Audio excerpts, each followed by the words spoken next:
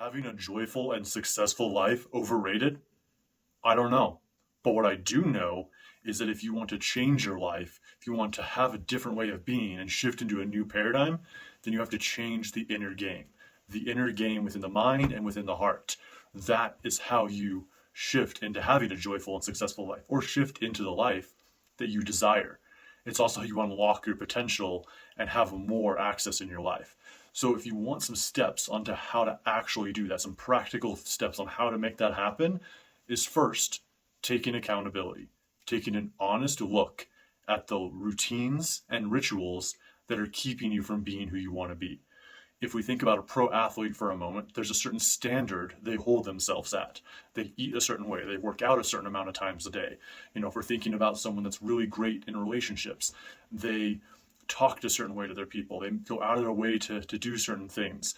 Like in my life, I hold the standard of being a great husband. So I do things to make my wife happy that I know are for her, like cooking dinner from time to time, allowing her to sleep in when she wants to sleep in, cleaning the parts of the house that she doesn't enjoy cleaning. These are standards I hold myself to, as well as the more intimate things that I know that she enjoys. So the more on the going out for dates, going out to her favorite restaurants, going and seeing movies and so forth that she enjoys, knowing that about her puts me in that standard of being a good husband, what I call a good husband. And I do hold myself in that standard. So what are the standards that you want to have for your life? What are some things that you are calling yourself or need to shift to raise your standards, to be a different you? Is after you take accountability and look at what rituals are not serving, write them down. Write down the honest truths, the honest beliefs that are keeping you from being who you want to be. What rituals are causing that? And why are they causing that? Taking full, truthful accountability. Then, write down, where do you want to be? Who do you want to be? How do you want your life to look? And what are the rituals and standards and routines that you would need to do to make that happen?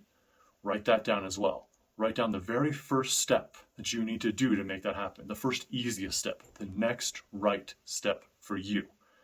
And after this is all written down, it's there, it's for you. And why do we write it down? Because it sticks in the mind better when you write it down. As well as taking full accountability brings this up for yourself. Writing it down brings more accountability into it and causes an invitation to act. This is not an invitation to have shame, guilt, beat yourself up, go into depression over it, and woe is me. I'm not inviting you to play victim. I'm inviting you to take accountability for your actions and for your life if you want to shift it. And then by writing this down, you have a plan, you have a direction, you have a list, essentially, even if it's just one or two things of what doesn't serve and what does serve. And then you can act from there. So those are some steps you can take to make an actual shift in your life. And then, of course, go forth and do.